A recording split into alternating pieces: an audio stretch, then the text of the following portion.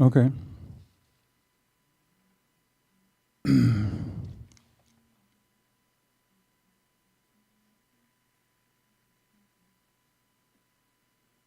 Om Amriteshwarye Namaha. Om Amriteshwarye Namaha. Om Amriteshwarye Namaha.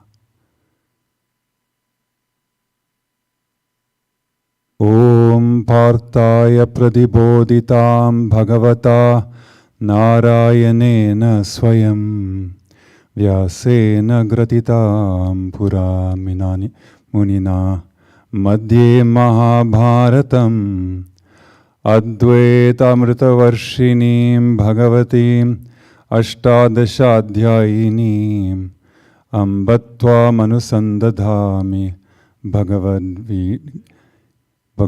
Gita Bhavadveshinim Namostu te Vyasa Vishala Buddhe Pullaravindayata Patra Netra Yena Tvaya Bharatataila Purnaha Prajvalito Jnanamaya Pradipaha Prapanna Parijataya Totra Vetraikapanaya Jnanamudraya Krishnaya Gitamrita Duhe Namaha Sarvopanishado Gavo Dogda Gopalanandanaha Partho Vatsa Sudhir Bhokta Dugdam Gitamritam Mahata Vasudevam Sudam Devam Kamsacha Nuramadanam Devaki Paramanandam Krishnam Vande Jagadgurum.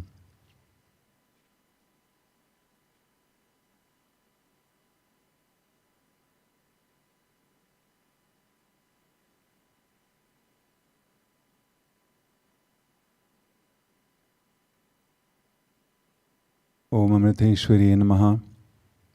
Sorry for the delay. Thank you for joining us.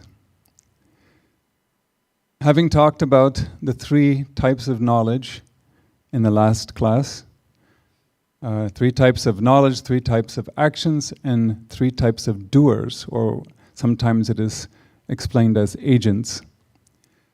So Lord Krishna, after that, introduced the topics of intellect and fortitude, or we could call it willpower as well. And these will also be divided into three types based on the gunas, as he has been doing the whole time during this chapter, chapter 18. He said that he will tell Arjuna and us too, clearly and thoroughly. Having thus introduced the topic, now Lord Krishna will enumerate each one of them. First will be the intellect for 3 verses, followed by 3 verses regarding fortitude. And we will immediately start with verse 30.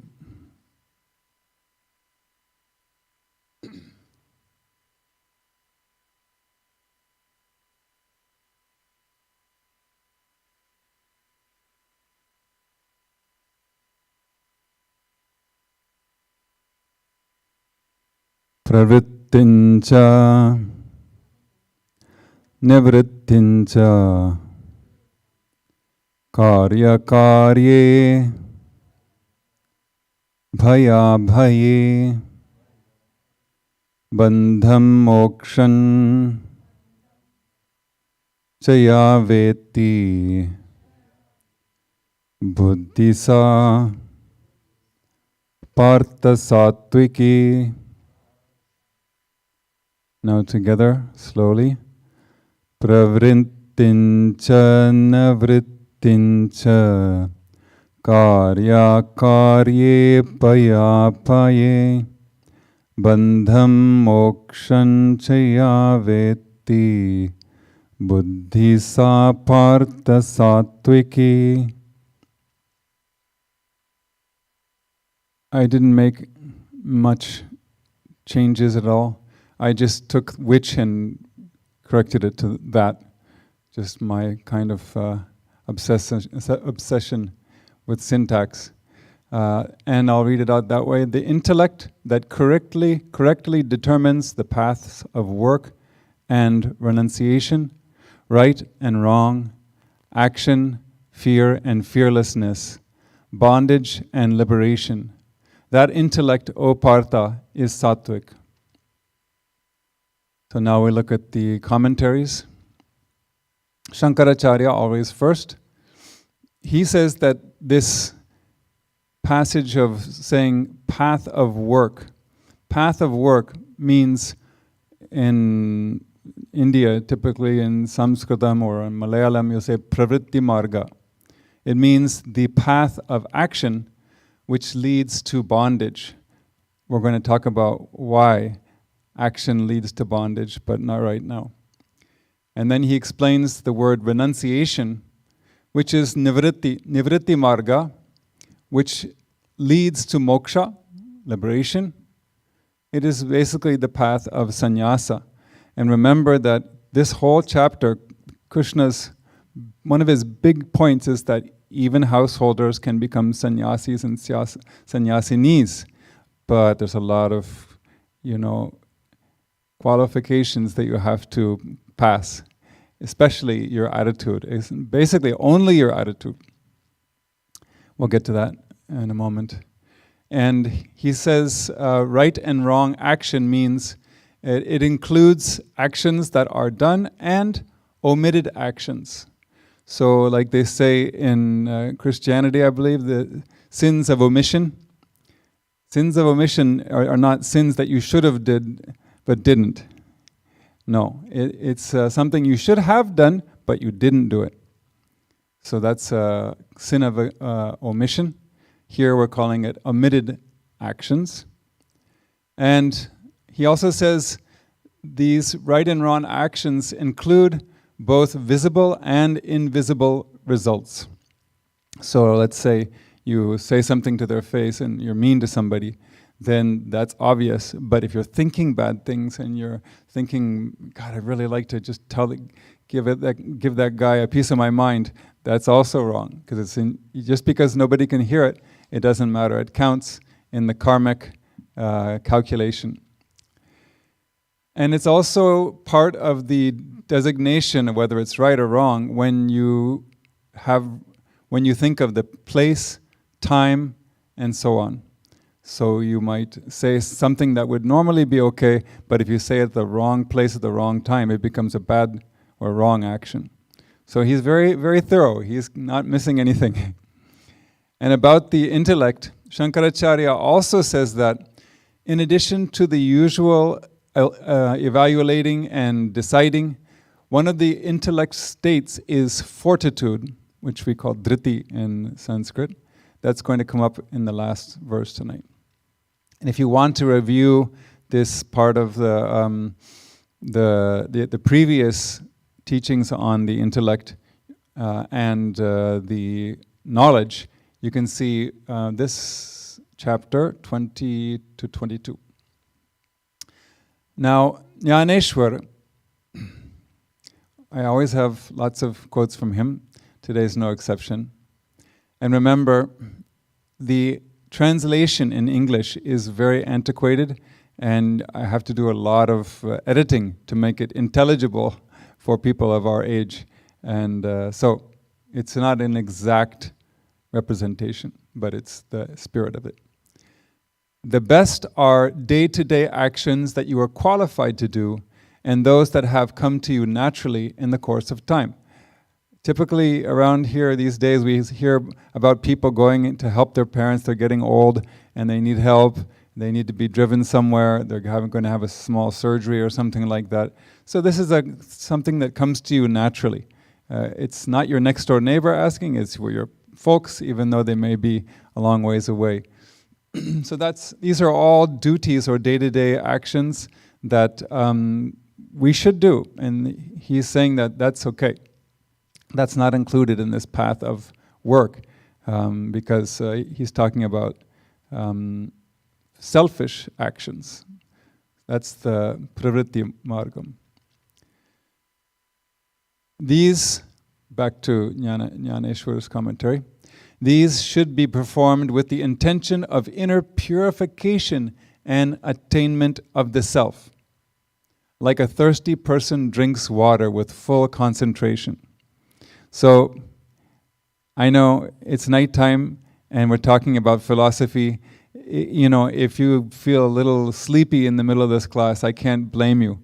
But what he's saying is that whatever we're doing, whatever actions we're doing should be with the intention of purifying ourselves internally and to attain the self.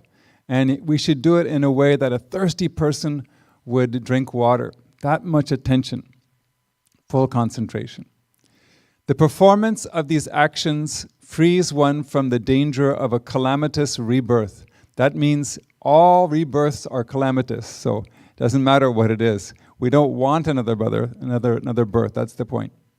And makes liberation easy. Doing this, one becomes free from the fear of worldly affairs and be called a seeker through actions. In other words, you become a karma yogi.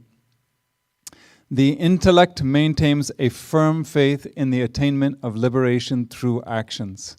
So, in this case, if we follow the instructions that Jnaneshwara is explaining to us, it's still sannyasa. It's not the pravritti margam. You understand? Because it's not for us. It's selfless. I mean, we can fool ourselves into say, oh, there's some big tub of ice cream in the refrigerator, and I'm just thinking I have to finish it off, so I'm doing it selflessly. It's not like that. Really, you're not fooling anybody. We're going to, the test of whether it's really selfless or not will be when challenging circumstances arise, and that will reveal where our mind really is. Water is the life preserver of thirsty people. Swimming saves a person in deep water. Proper treatment and medicine preserve the life of one overcome with a disease. In all these ways, continuity of engagement, and now he's talking about the actual topic, in day-to-day actions assuredly secures liberation. Hope you're following all that. This intellect remains unerring in discerning what is worth doing and what should be abandoned. Such an intellect will make one avert actions that are result motivated. That's the bad part. Knowing that they are tainted with selfishness. One cannot enter into fire, nor take a leap into the water, of fathomless depth, nor hold a red-hot iron bar, nor barehandedly catching a hissing cobra, nor enter a tiger's den. I would definitely not hold a cobra in Chicago, or a tiger's den in Chicago. Obviously, this is something a long time ago when there were tigers and cobras all over the place in India. In that way, the intellect feels mightily afraid, seeing such actions that should be averted. It understands that wrong actions will definitely bring more bondage, like death is certain to one who eats poisoned food. So it's exactly what Amma is saying in the morning. Why do you want to do that and use your hard-earned money to buy poison? It's very similar in the way Amma is saying it. This intellect renounces such prohibited actions due to fear of bondage. In that way, the intellect scrutinizes and tastes engagement and renunciation in light of their respective advantages and disadvantages, like genuine and counterfeit gems are testing. Wow. So we're supposed to weigh it as though it was a precious gem, and which one has real value. That intellect is, as described above, is known as a sattvic intellect. So to put a little bit more clarity there, we have some commentary from Swami Chidbhavananda, who passed away a few decades ago. Not with Amma, is just another sannyasi. He says, the path of self-centered action, which is pravritti marga, is the path of entanglement in earthly life. It involves the jivatma, the individual soul, in the wheel of birth and death. The path of selfless action, which is selfless action, which is nivritti marga, or we can say renunciation, leads to emancipation from earthly life. On this path, actions are evaluated by how helpful they are for spiritual progress, so long as they are suitable for that time, place, and circumstance. So usually when we think about what I want to do, it's like, what am I going to get out of it? What's in it for me? That's the typical thought process in the modern world. And what he is saying is that no, nivritti marga doesn't care about that. The only thing that is that matters to us is our spiritual progress. So if it is going to help that, we'll do it. And the more spiritual progress it gives us, the more excited and enthusiastic we should be. Otherwise, actions can be detrimental to spiritual progress. Fear of bad actions is a good thing. I mean, if you have no fear of doing bad things, that's very dangerous, right? For one of right understanding, there is nothing to fear here or in the hereafter. The sattvic intellect is able to discriminate between good deeds and bad deeds. So previously, Krishna talked about knowledge, including a little bit about the faculty of intellect. And here it is the intellect in general as an instrument that we can use. The main idea here is that a sattvic intellect is one that has good discernment, not only sharp, but subtle as well. Because sharp, you can have a person who has a very sharp intellect, but is not very aware of what's going on inside themselves. They may be, angry, or they may be selfish, but very intelligent. So we want to insist that it has to be a subtle intellect as well. Sattva stands for clear thinking, clear judgment, clear discernment, which gives the ability to sort out things properly. Though this comes handy in the world, also in the Gita, the value comes from being able to understand the subtle truths in the field of spirituality. Somebody actually asked Amma about the intellect, and Amma said, love gives subtlety to the intellect. I never thought of that until I read this. The more love you have, the more subtlety and clarity you will have. You may also call it a sharp intellect, but it is love that is working behind that sharpness. It is just a question of realizing this. Some realize it, some don't. We want to be the first one, right? In this verse, Krishna cites the most important decision for the intellect to consider, whether to live a self-centered life or a selfless life. That comparison should be considered early in life. Otherwise, at age 95, we're going to be, I made a mess of my life. I had it all backwards. So pravritti marga or nivritti marga, preyo marga, we also say that, preyo marga and shreyo marga, either seek the finite or seek the infinite. It is also said somewhere in the Gita, I can't remember exactly, that an intelligent person, a wise person, would always seek the infinite. If you have true wisdom, you're never going to run after what is finite, or at least you're not going to depend on it. So in nivritti or shreyo marga, marga just means path. Finite things are just incidental. They're not a conscious goal, but that is not easy, as it says in the Upanishads. This is Kato Upanishad 2.1.1.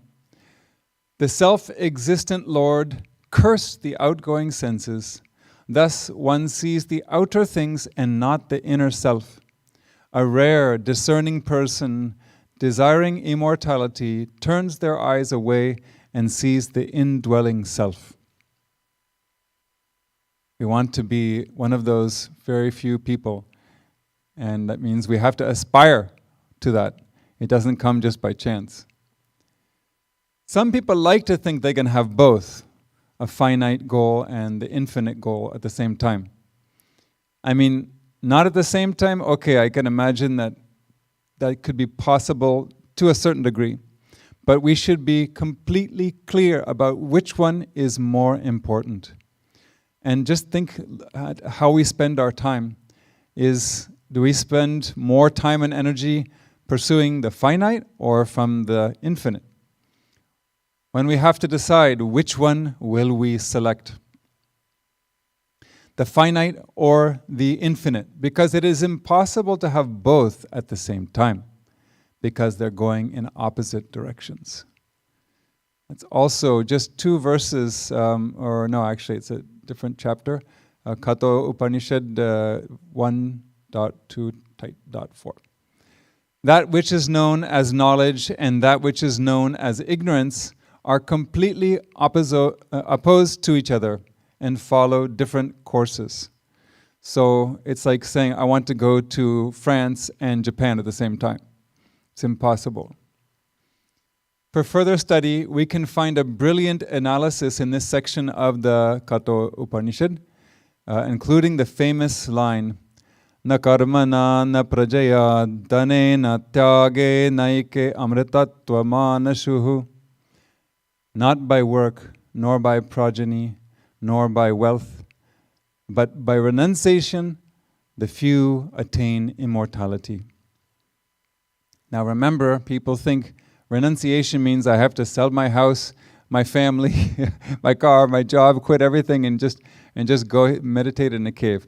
No, that's the point of chapter 18, is to show us that we don't have to do that. But the actual path of becoming a householder sannyasi is in some ways harder than going and sitting in a cave, because you have to be a good person. You can't hurt anybody. You can't have bad thoughts. I mean, it's way harder than most people think. But it's still possible if we dedicate ourselves. An ignorant person considers finite things to be the source of security in life. Thus, they spend their whole life building security with insecure possessions and relationships. Anatma means the opposite of Atma. It's the non-self. And that is obviously insecure because it is Maya. The only real source of security is the Atma, which is eternally secure. Only when we are clear about all these points can we pursue a life of spiritual growth in the proper way. Unless we have a strong conviction that the Atma, or we can say Amma, is our one and only security, we won't be able to dedicate ourselves to spirituality.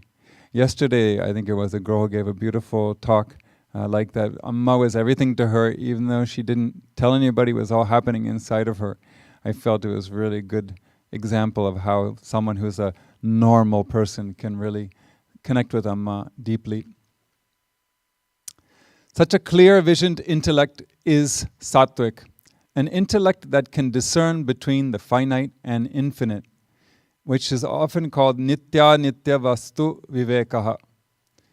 We can also say that it is an indication that we have sadhana chatushtaya sampatti. We talked about that a long time ago. I'm not going to repeat it, but it means the essential inner qualities for spiritual life. That itself is a whole nother talk. I think we have a recording of it, but we're working on updating or uploading all these videos. And one last caution about this verse. In verse 20 of this same chapter, when Krishna talked about sattvic knowledge, it was about the knowledge of a knower of the self, a jnani, a realized being. And he said that knowledge by which the one imperishable existence is perceived, seen in all beings, undivided and separate beings, know that knowledge to be sattvic. So this is what Amma sees, not what we see or even a sannyasi sees or a karma yogi sees. Here, what Krishna is saying is that the sattvic one is not a jnani, but a seeker with the requisite inner attributes. So they're a good person. They qualify for karma yoga and spiritual progress. And we'll find out what he has to say about the Rajasic intellect next in verse 31.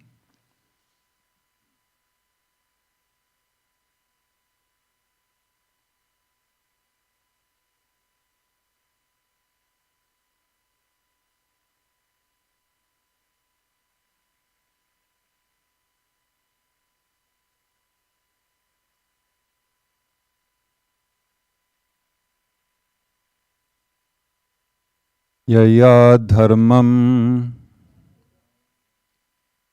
adharmancha karyancha karyam evacha ayatavat prajanati buddhisa partarajasi. Now together. Yaya dharmam adharmancha karyancha karyamevacha ayatavat prajanati buddhi sa partarajasi.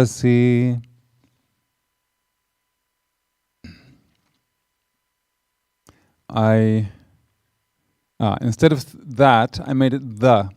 The intellect that has a distorted apprehension of dharma and adharma, and also of right and wrong action. That intellect, O Partha, is Rajasic. Moving on to the commentary.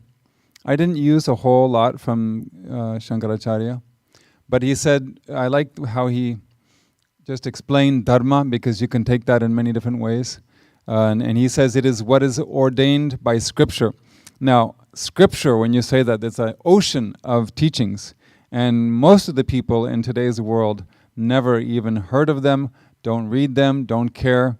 So what is the easiest way? What is the cliff notes of scripture? Amma. Any of her words, any of her actions, her bhajans, everything. That is our scripture. Unless you do a lot of technical studies and you dedicate yourself to a long course of scriptural study, it's not good enough to just pick up a book every once in a while and say, oh, this is what dharma is. For us, the easiest way is just to watch Amma and follow her lead. Now, when it comes to adharma, it's just the opposite, whatever is prohibited by scripture or prohibited by Amma. We had a very good example this morning, I think it was. Lalita Amma asked her something about, why were you not playing the tabla or something like that. And then Lalita went into a speech about how she likes to do things and what her preferences are. And then in between she said, some of the Krishna songs I don't really like. And then Amma was like, what? She said, no, that's impossible. You cannot dislike a Krishna song. She gave her I don't think it was translated really. She gave her a long lecture about, she should not be so picky about the songs because it's about God. How can you say you don't like a prayer to God? So that's an example. So now we have one item on the adharma list, calling bhajans, rating the bhajans by good or bad. There's no bad bhajans. Jnaneshwar, his commentary, he says the Rajasic intellect engages in actions without discerning between dharma and adharma. Well, what kind of a life is that going to be? One purchasing pearls with eyes shut will not get the best ones. It's like, duh, but this is what they're doing. It's his own fault when he receives lower quality ones. Normally, such a Rajasic intellect mixes desirable and undesirable actions, unless the undesirable facet is plainly evident. This kind of intellect does everything without questioning their purity. They'll do anything if it just seems like it's going to benefit them. They don't think about whether it's good for you or good for others. And Bhavananda Swami's commentary, each person has a different perspective. That's why I'm sharing all these. I hope you understand and appreciate it, because all three of them have helped me tremendously. So I'm just sharing. The reflection of something in disturbed water is not even. It gets distorted. Similarly, the acts of dharma, good undertakings prescribed in the scriptures, do not appear correctly to a person of rajasic disposition. His intellect distorts the appearance of all good and holy acts. Duryodhana challenged and enticed Yudhishthira into gambling, which is obviously a bad practice. He usurped the kingdom and drove his cousins to waging a war. Duryodhana felt that all his acts were dharmic, while they were actually adharmic. So how would he feel 5,400, almost 5,400 years later? He's been known for being adharmic. He's like, no, I gotta fix the record. No, that's wrong. Even now, he probably feels the same way. One with a rajasic intellect is capable of turning out enormous work. You must have met people like that. But their evil genius taints all their doings. Suppose two people enter into a joint venture, and one of the two has a rajasic nature. Undoubtedly, the endeavors of the rajasic person would be far more than those of the other. But his distorted understanding leads him to think of ways to exploit his partner. Maybe that wasn't there in his mind at the beginning, but the other guy's really trusting and he leaves some money on the table. It's a temptation for someone who is rajasic. They might take it. He is adept in trying to convert truth into falsehood and vice versa. For him, righteous people are objects of scorn. He carefully avoids associating with good people. Very careful, you don't want to meet with any good people. He finds all conversation on spiritual matters to be distasteful. I think everybody knows somebody like that, right? They just don't want to hear about it. He ridicules spiritual people, regarding them to be unfit for life. His wicked earnings are all spent on detrimental projects. He won't part with even a penny for any good cause. This is how the rajasic intellect works. A little bit of histrionics there, but we know it's really true in basically. Krishna is basically saying that a rajasic intellect is one with unclear, confused knowledge. It knows a lot of things, but incompletely and incorrectly. You might know somebody who gives, advice all the time, but usually it's wrong. So this is the kind of person he's talking about. Such knowledge always creates doubt, which is not the case for total knowledge or total ignorance. If you have total ignorance, ignorance really is bliss. And if you have complete knowledge, yes, that's also bliss. That is why we experience bliss in deep sleep. Both are bliss. The problem comes when we have partial knowledge, or we could say when we know just enough to be dangerous. Only the sattvic intellect knows properly. Now, I'm sorry to say I'm going to have to move on to the tamasic qualities, even though we don't like to hear about it. It's usually pretty depressing. But it will also serve as a reminder for us when the mind tries to go in that direction. Verse 32.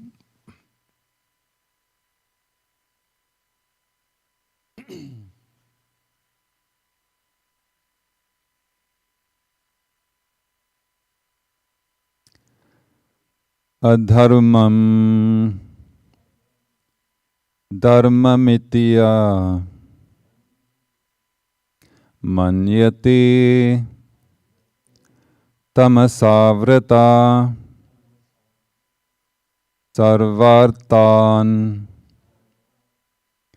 viparitamscha buddhisa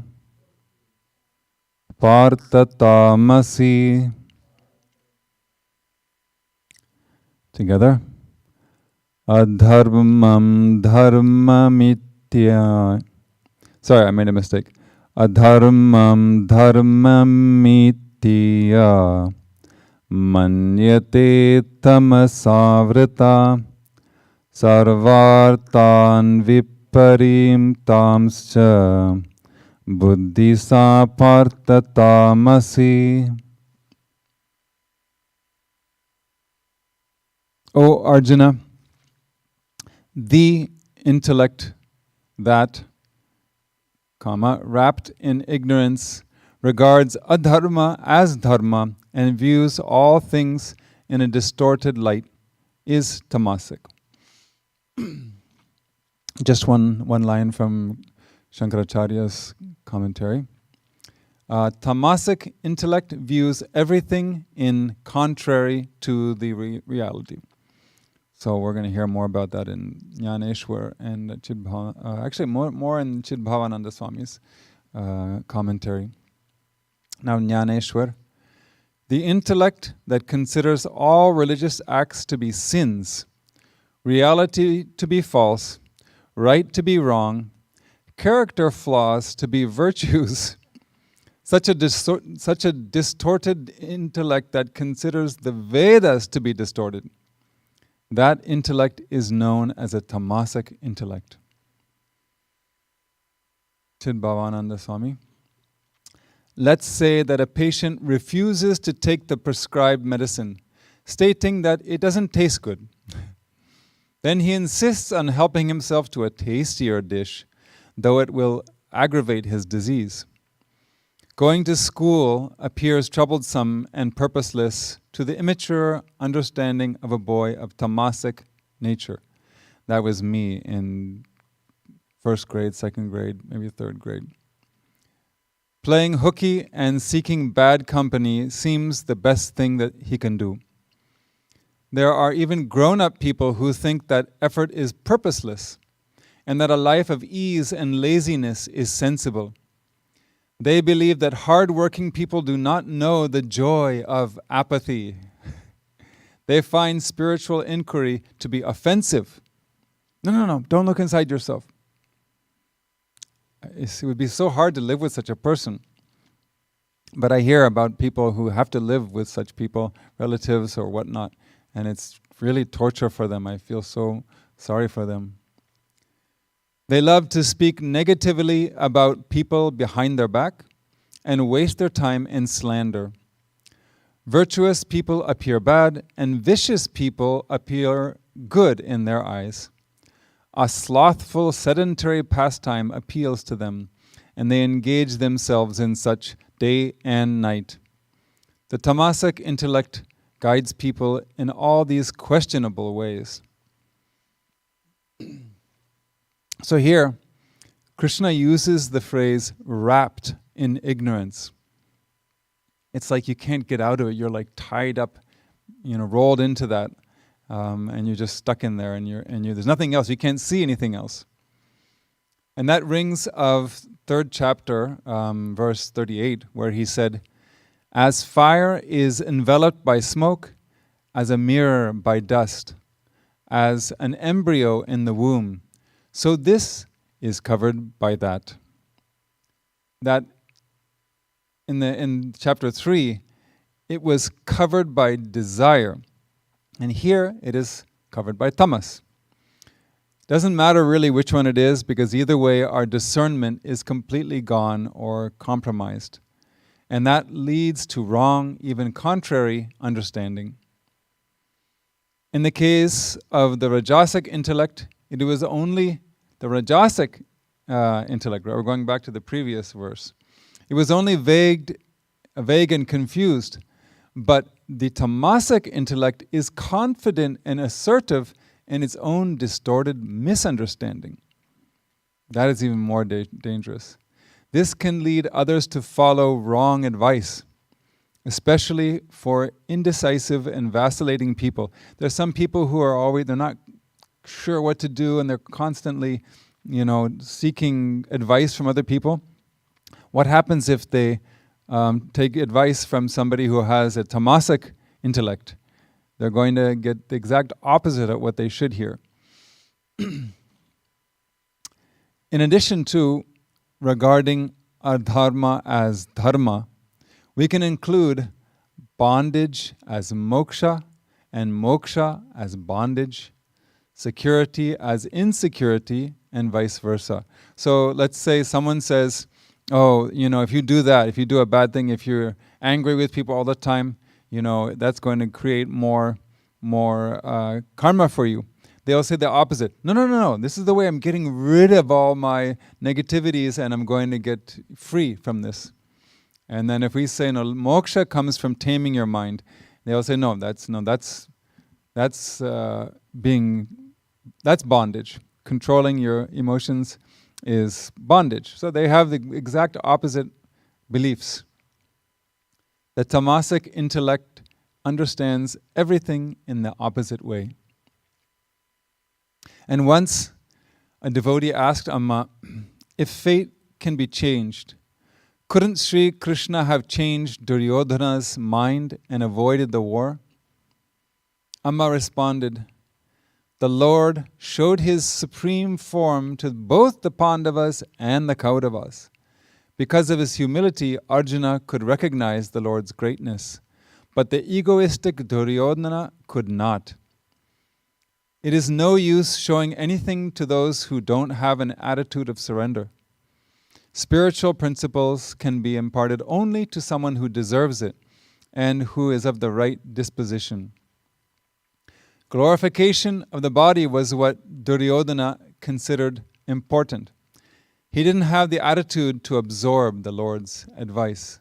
His view was that whatever Krishna said was not at all for his good, but it was only meant to help the Pandavas. Whatever Krishna told him, he would take it in the opposite sense. What can you do with such a person? So that's why Amma says, only through challenging circumstances can the egos of such people be destroyed. And that's exactly what happened to Duryodhana. We could say indirectly Krishna is giving a jab to Arjuna, who argued with Krishna in chapter 1, verse 36. He said, only sin will accrue to us by slaying these great atatais. So atatai means great sinners, or in common parlance, just felons, grave felons. According to the recognized dharma at the time, people like Duryodhana, who were atatais, can be killed at any time without any question. It's like shoot at sight, dead or alive. They don't care. Just kill them. Whether we agree with that in today's world, that was the law 5,400 years ago, roughly. And anybody could have done it. And here he is, he has an opportunity to do it, and he's backing off. So Arjuna contradicts himself by saying the opposite of what the laws said back then. So this shows that he was completely overpowered by tamas. Similarly, Arjuna says it is better to become mendicant monks rather than spill the blood of their own kin. You might have read that in chapter 1. Might have been the beginning of chapter 2. But that is like a marine seeking a change of occupation just minutes before the war starts. You spent your whole adult life training for something like this, and then you go there and then you realize that I don't want to do this, and I'm going to become a baker or ballerina or something like that. It's like, no, that's your tendency because before you got there that was your interest. So you cannot just say that you're going to live a different life. Or it could be anything. It could be a fireman, it could be a professor, doesn't matter. It is clearly due to some kind of emotional breakdown in a clutch situation. If we don't know or think our judgment is compromised at the moment, it's better to say nothing rather than offering wrong information. Otherwise, we will be like the people mentioned in the Katha Upanishad, 1.2.5, living in the midst of ignorance and considering themselves intelligent and enlightened, senseless people go round and round, following crooked courses, just like the blind led by the blind. This is very prevalent in today's world. We know it's going to get worse in Kali Yuga, so we should make sure that we at least try to create some light and Satya Yuga, a miniature Satya Yuga around ourselves. With this verse, the topic of the three types of intellects is over. And we will move on to the topic of the three kinds of fortitude in verse 33.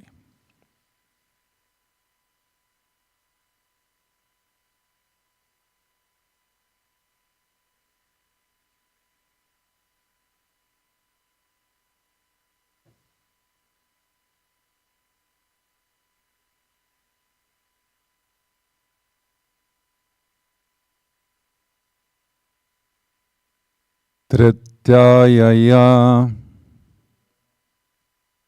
dharayate manah pranendriya kriyaha yogena vyabhicharinya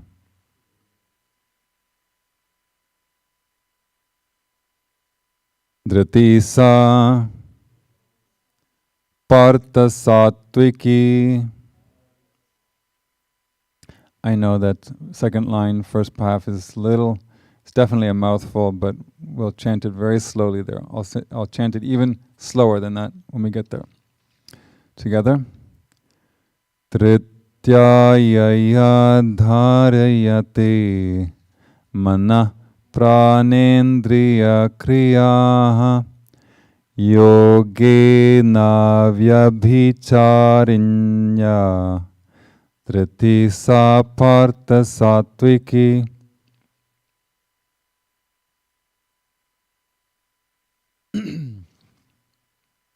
I changed the order of the first two words because it was a little too literary, and I felt it's kind of just becomes an obstacle in digesting the meaning. So I put Sattvic after Arjuna. Arjuna, Sattvic is the fortitude by which the functions of the mind, the prana, which means energy, and the senses are controlled, or we could say regulated, unswervingly through yoga. So prana can be energy, and many translations say regulated instead of controlled. It doesn't matter. They're similar. Is similar enough. Amma's commentary, so to speak. She doesn't have a commentary for the Bhagavad Gita, but there was an incident that took place and I wanted to share that.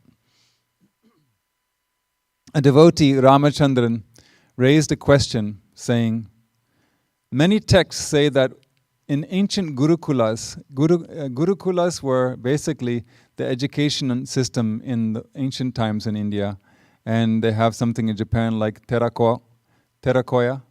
You know, it's just a school connected with an ashram or a temple of some kind. So that way they can learn all the sciences.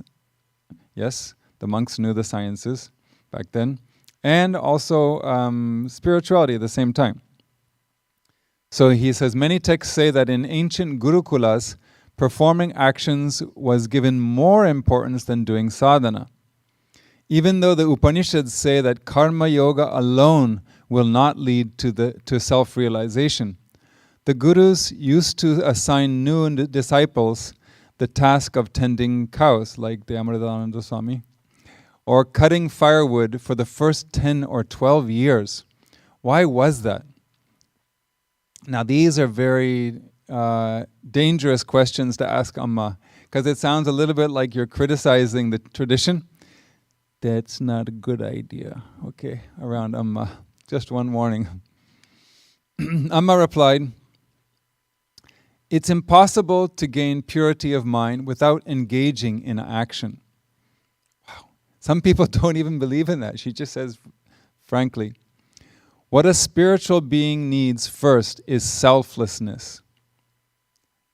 I was one who was foolish enough to think I had to learn how to meditate first.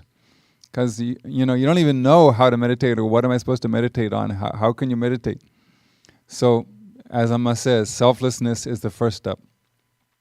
Then she goes on to say, the disciple was assigned duties to test how much selflessness he had. If he performed actions with an attitude of selflessness and sacrifice, it showed the firmness of his resolve to reach the goal. Now we're getting into fortitude. The disciple's attitude of surrendering to the Guru's instructions makes him the king of kings. It makes him the ruler of all three worlds. Now, don't follow this just because you want to become the king of kings. The idea is that the world will not affect you. If you can just live happily no matter what happens, you're a king or a queen. That's what it means. It doesn't mean that people are going to give you the whole kingdom, the whole universe. Continuing Amma's words, disciples need to be tested properly before being accepted. True masters will accept new disciples only after such tests. After all, someone who went around selling peanuts is about to be put in charge of the diamond store. It was all right if he lost a peanut, but diamonds are precious. A spiritual person is meant to impart peace and happiness to the world. So it's the duty of the Guru to test whether the disciple has the shraddha and maturity required for that. You can't just unleash an unprepared disciple on the world. People will say, take him back, or her back. Otherwise, the world can be harmed by that devotee. Right. Okay, Shankaracharya has some commentary I'm going to share with you. This controlled, regulated thing, it refers to the functions, or we can say the activities of the mind, the pranas, which, pranayam, that gets translated incorrectly in many places. Sometimes they say air, sometimes they say breath, but really prana means the life force. And the breath carries the life force in and out. But, here we can say the breath, but I would prefer going with life force. So I have to rewind. The functions refers to the mind, pranas, and senses. These are regulated and restrained from proceeding in the wrong way. It is only when they are regulated by fortitude that they will not proceed along ways opposed to the scripture, or opposed to Amma's teachings. And this thing about unswerving from yoga, what is that? He says just very briefly, and we get more in a moment, it means ever accompanying concentration of mind. So this concentration of mind is there like it's your companion all the time. Another interpretation given by Shankaracharya is, he intentionally gives this option. One who is able to regulate these activities does so by yoga, by the fortitude which is unswerving, inseparable from samadhi, concentration of the mind on Brahman. In the absence of such indivisibility, it will be impossible to maintain this by mere fortitude. So it's not your normal kind of fortitude. It may just be like a transcendent fortitude of some kind. Jnaneshwar's commentary. With the sunrise, all robbery is at a standstill, vanishing in darkness. That's so beautiful. When the sunrise comes, it's nighttime for robberies because they don't want to do it at that time. It's a bad time for them. With the royal mandate, all undesirable and objectionable dealings cease. With the blowing of strong winds, all clouds get swept away, along with their thunder. With the rise of the moon, the day lotuses close. In all these ways, with the rising of sattvic fortitude in the heart, all activities of the mind come to a standstill. The ties between the senses and their objects automatically snap, and all the 10 organs enter the womb of their mother, the mind. I have to stop here. This is so beautiful the way he's explaining it. So, he's saying that the object is to bring the mind to a standstill through all these ways that he just mentioned. And the tie between the senses and sense objects snapping is amazing. It's like usually, if you want something, it's because you perceive it, right? And that perception makes you want it. And so he's saying that no, what the object is and what your mind is, there's no correlation. You just see, oh, it's a watch, it's a car, it's a person, it's a house. And it doesn't affect it doesn't create desires in you. That's the idea. And the 10 organs means 5 of the indriyas or the organs of knowledge and 5 of action. So put them together, it's 10. And they enter the womb of their mother. Once you're in the womb, you're helpless, right? And the mind is the storehouse for all that, all those things. So it's just like dormant. Continuing with Jnaneshwar's commentary. It breaks up the structure of the pancha prana. If you didn't know, pranas are 5. Prana,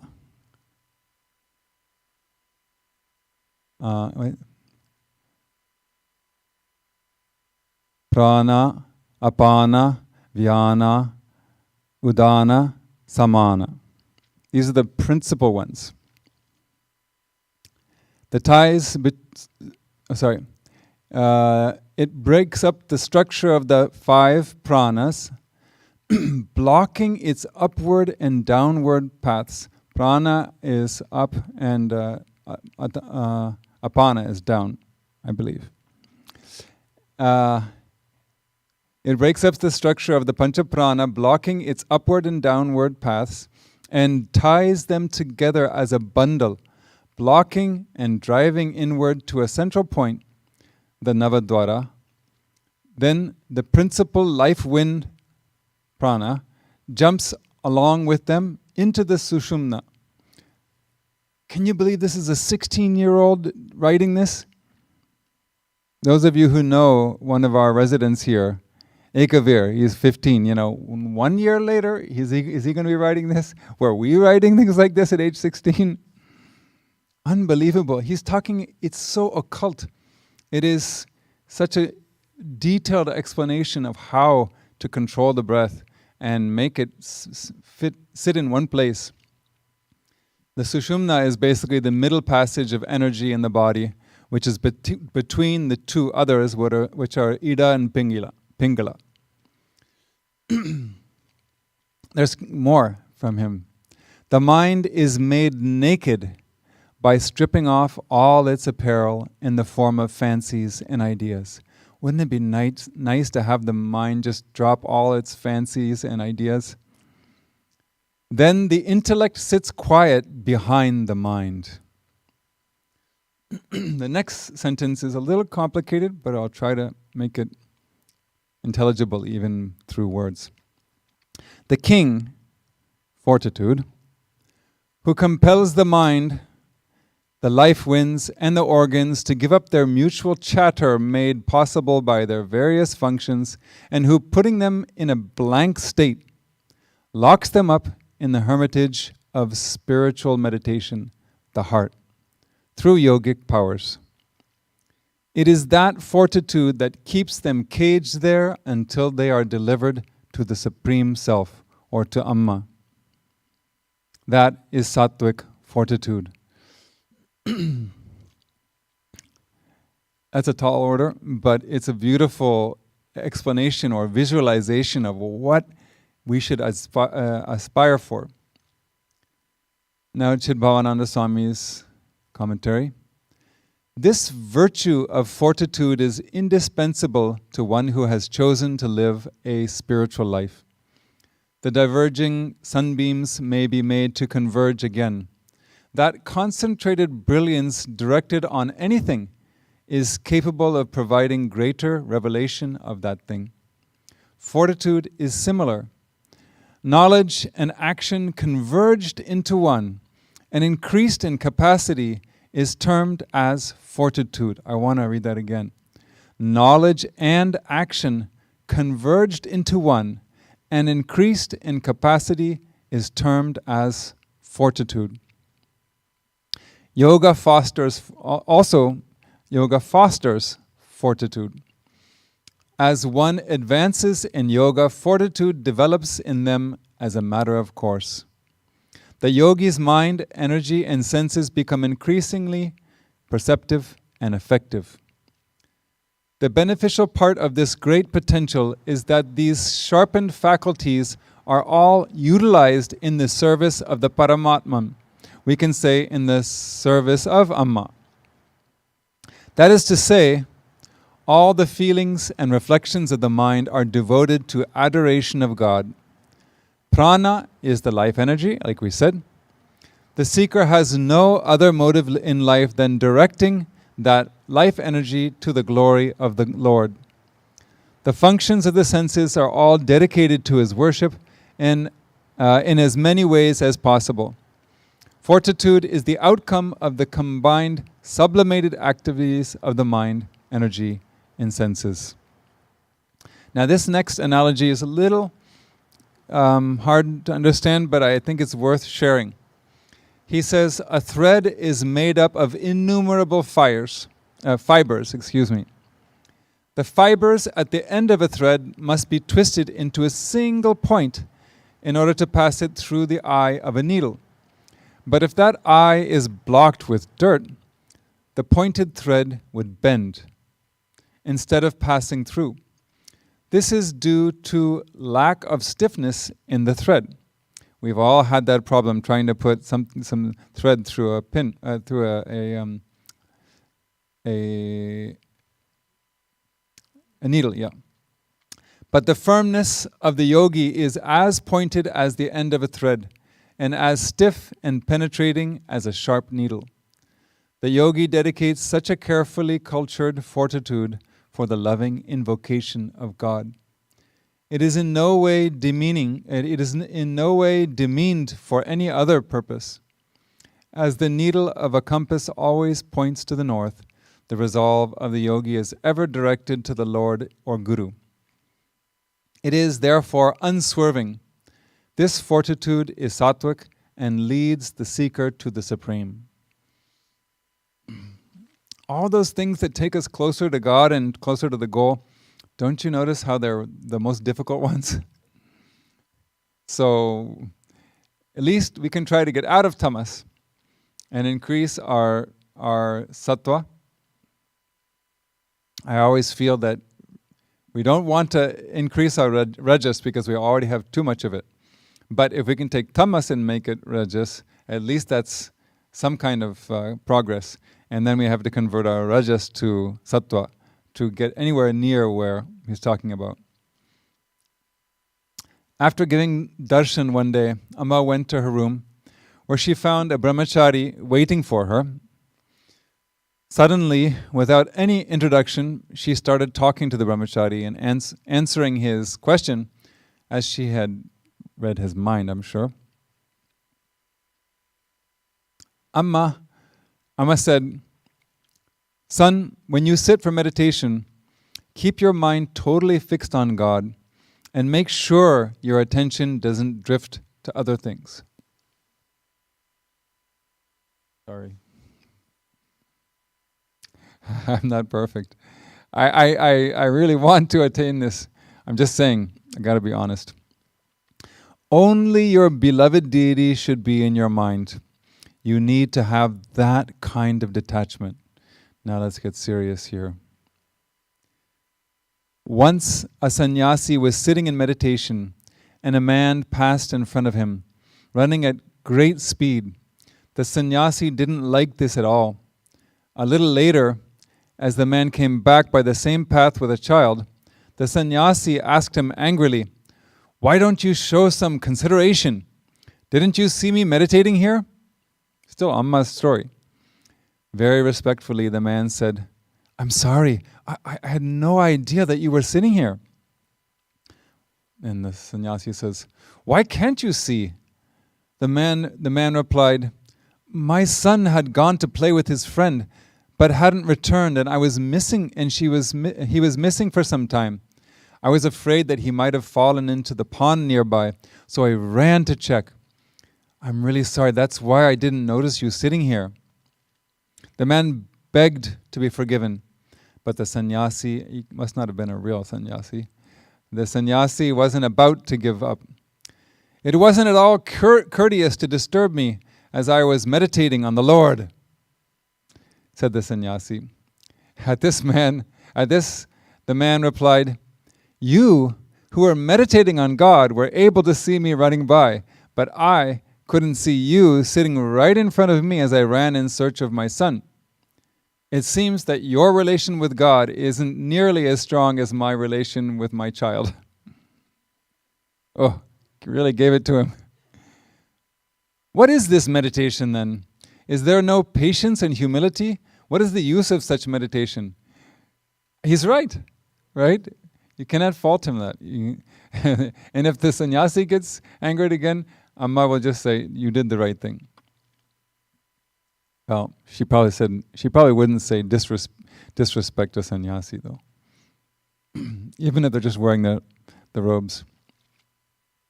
And then she proceeded to say, our meditation should not be like this. Okay, we got it. We're not going to do that. Once we sit, but this is the part that's hard and very serious. Once we sit, we should be able to focus our mind fully on our beloved deity. Whatever happens around us, the mind should not turn to it.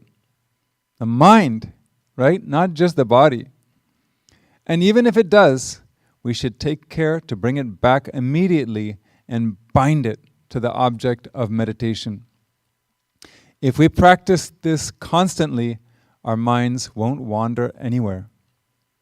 When you sit for meditation, decide that you won't open your eyes or move your limbs for a certain number of hours. Not going to get away with minutes. Whatever happens, don't deviate from that decision. That's real vairagya.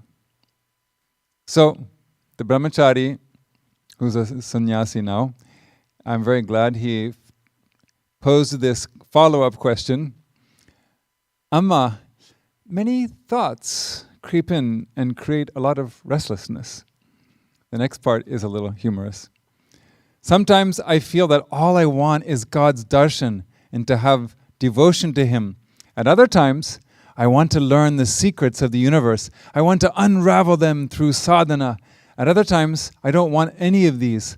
All I want is to know the power that works within me. Due to these diverse thoughts, I don't achieve any firmness in my sadhana. Firmness. And then Amma's response is obviously perfect. Son, when you realize this self, won't you understand all the secrets automatically? What if, in your search to uncover hidden secrets, you become submerged in them? When traveling in a bus, all the sights pass by and disappear. Likewise, all you see today will also disappear. So don't pay attention to fleeting things or try to build bonds with them. So many experts are trying to learn the secrets of the universe, but they haven't succeeded so far, have they? Whereas if you get God, you will understand the whole universe. So whatever time you have, use it for that. Thinking about anything else is useless. Oh my gosh. Useless. So that means how much of our day is spent usefully? Very, very small fraction. Okay, fortitude is dhriti. I think we mentioned that before. We can call it the willpower to continue in any particular discipline or path. As we said, the organs are the ones of knowledge and and actions.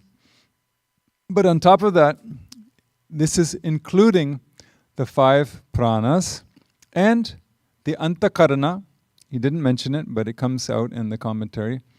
It means the mind and intellect are also included in this. In short, all 17 parts, the parts that make the subtle body. So whatever comprises the subtle body, they're referring to that. All of these must be regulated so that they work in consonance, not dissonance. Such a life is called Shreyo Marga, the path of highest good. What is the highest good? Knowing yourself, knowing God, knowing Amma, merging in Amma. And for that, we need fortitude to overcome whatever challenges and obstacles arise in the path. In chapter 17, Krishna talked about the tapas, or we can say austerity, of the body, speech, and mind, which included qualities like purity, continence, truthful and agreeable speech, kindness, cheerfulness. There were so many attributes listed there. How can we follow all of those disciplines for the rest of our life? We didn't even finish it. There's a huge, long list. Controlled fortitude, which is also unswerving. That's the answer. Our willpower never falters, wavers, or weakens. This is the ideal, right? Despite the difficulties, setbacks, and obstacles, we persevere. And remember what Amma says, happiness is a decision, a firm decision that I will be happy come what may. Now, one question. Why does Krishna use the word yoga here? Because in this context it means concentration, one-pointedness, mental discipline. It means many things in the Gita, but that's why it's used here. Exactly, for fortitude we need all these things. Fortitude is needed throughout the day, starting from when we wake up until we go to bed. Both physical and mental restlessness will arise, just like the body doesn't like sitting in one posture for too long. The mind also doesn't like focusing on one thing for long. The only thing we can do is elongate the definition of too long. See, your too long may be longer than my too long, or vice versa. So we don't compete with anybody else, we just try to elongate it as much as we can. And I have a request from somebody from the questions. When I say wake up, it starts from the morning. That starts with these prayers, and we're going to cover those at the end, hopefully if we have time. Oh, looks like we don't have time, I'm sorry. We'll do it next time, if you'll forgive me. I wanted to share a few experiences before we quit, and we were a little bit late with some technical difficulties. So this idea of what is too long, if I look back at my experience, soon after I met Amma, I started going for satsang in San Ramon. Maybe not so soon, like couple of weeks, and then back in December, I was gone for 6 months. And I just remember this song that they were singing, Om Amriteshwari Namaha, Om Amriteshwari Namaha, and they used that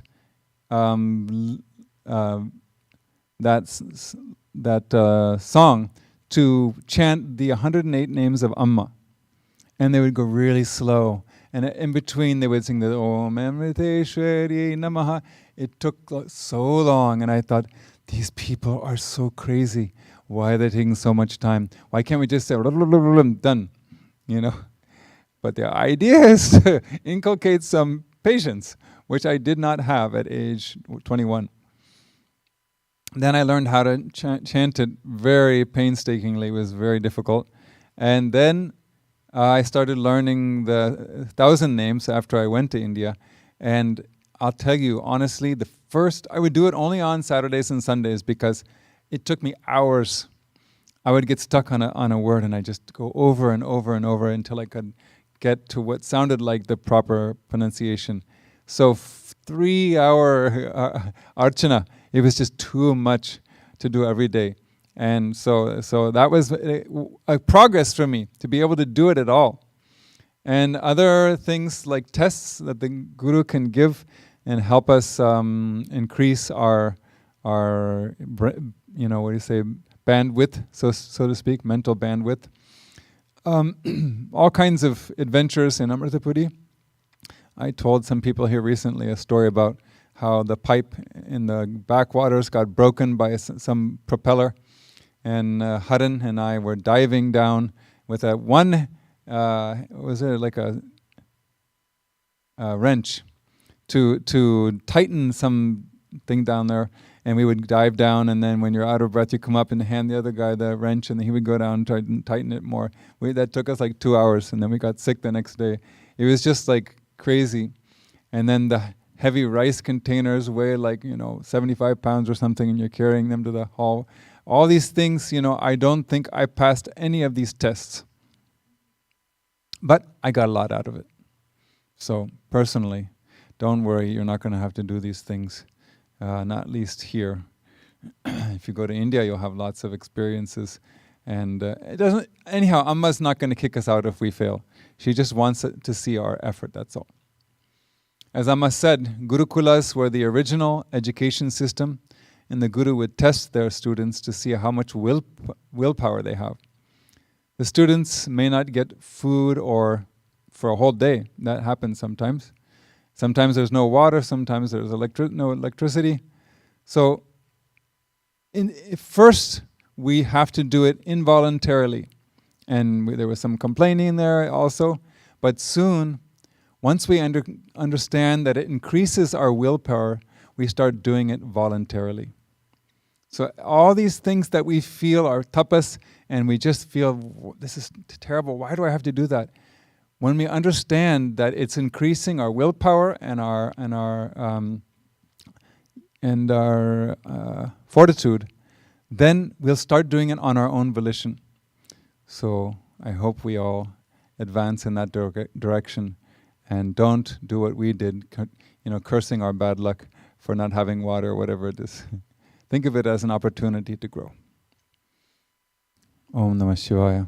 For today, we're going to chant 2 of the 3 closing prayers, and those who have time, join us for a brief meditation.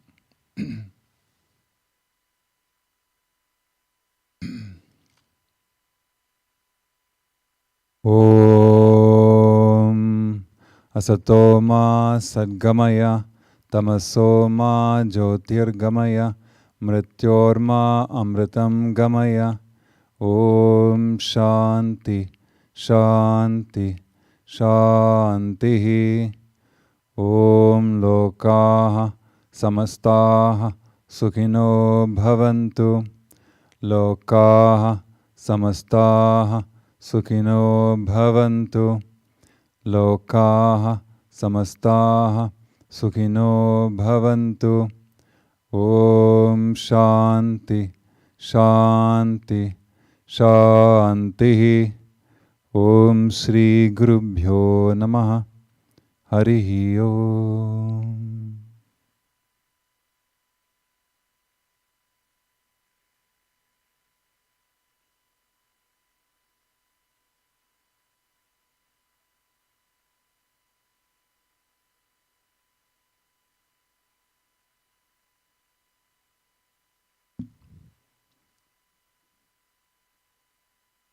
Om Amriteshwari Namaha.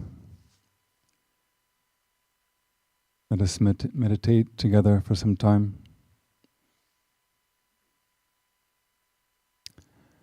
Close your eyes.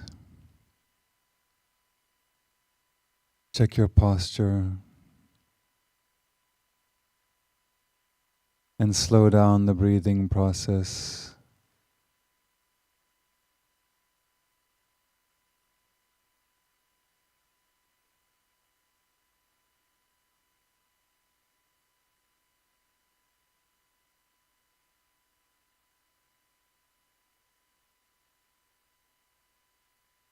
Feel the mind and body relaxing further and further with each long, deep inhalation and exhalation.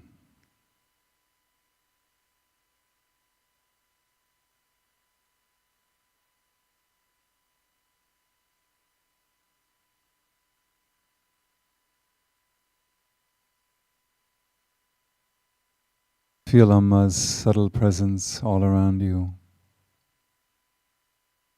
as though you are in her embrace. You feel the warmth of that embrace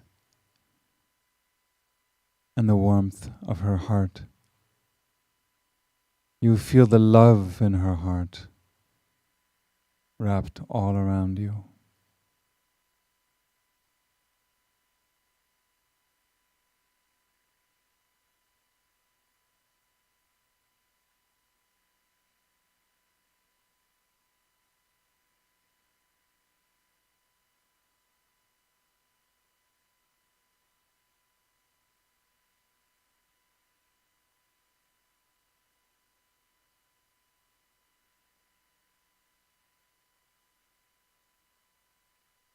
Now focus on the peaceful flow of your breathing process.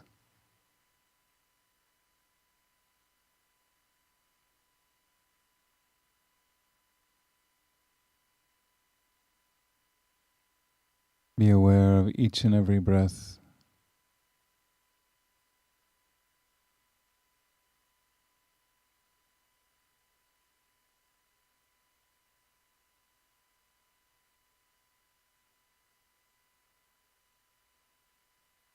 Witness the breath going in and out. And that flow is like you're witnessing a peaceful stream flowing before you.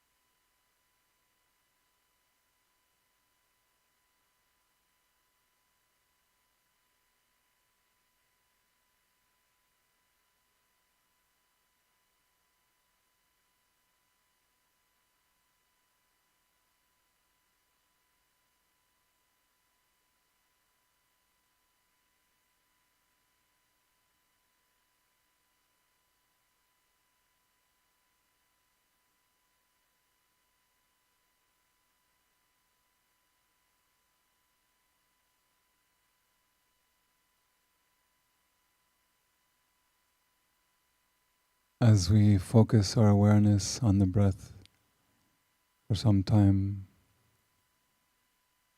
the mind becomes more and more subtle, enabling us to visualize more clearly. Let us use that power of visualization to put to practice Lord Krishna's teachings of the sattvic intellect.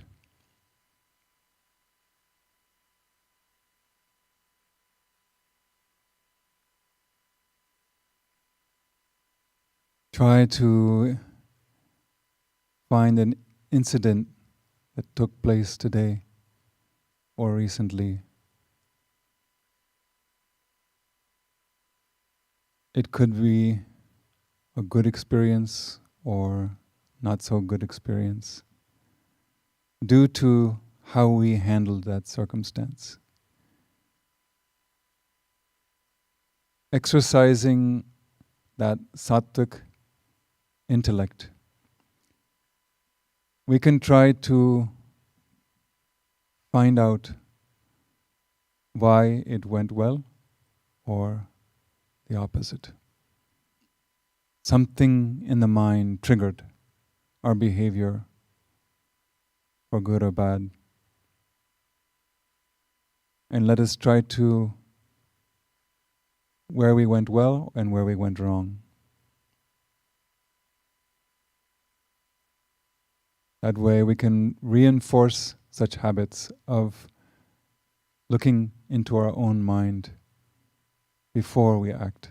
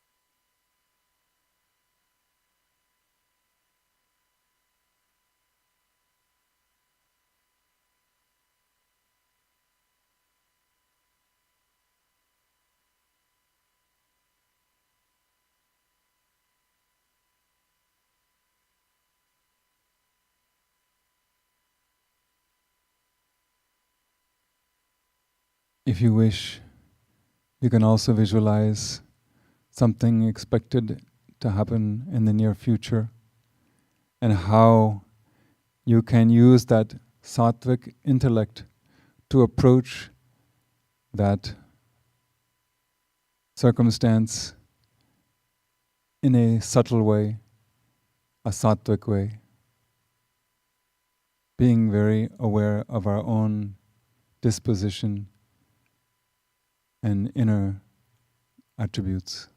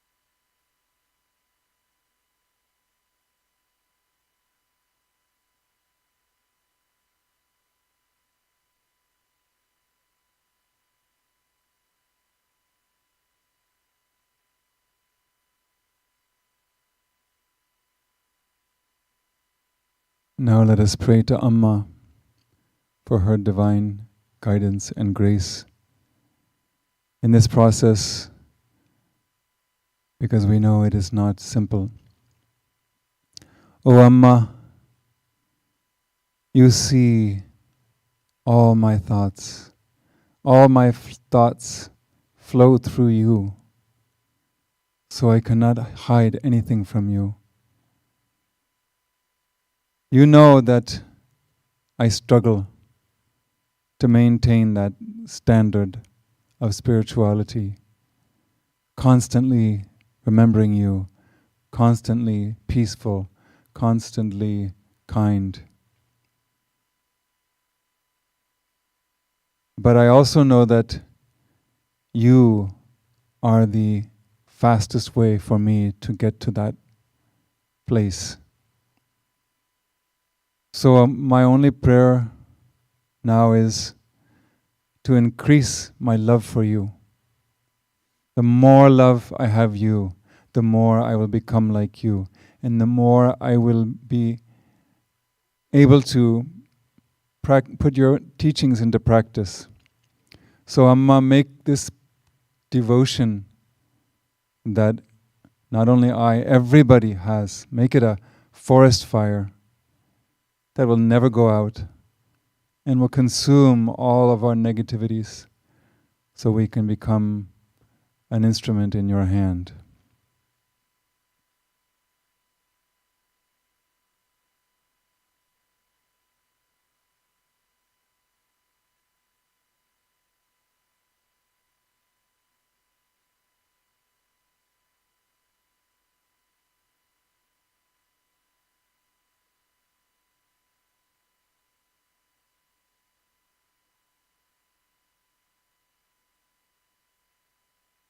Now let us close with a final prayer. Take a deep breath. Om Purnamada Purnamidam Purnaat Purnamudachyate Purnasya Purnamadhaya Purnameva Avashishyate. Om Shanti Shanti Shanti. Om Shri Gurubhyo Namaha. Harihi Om.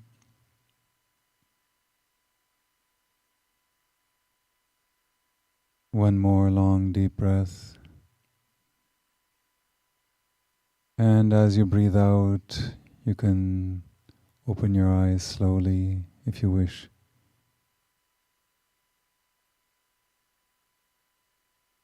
Om Namah Shivaya. Thank you for joining, and we will be having another Gita class next week. And I look forward to seeing you then. Namah Shivaya.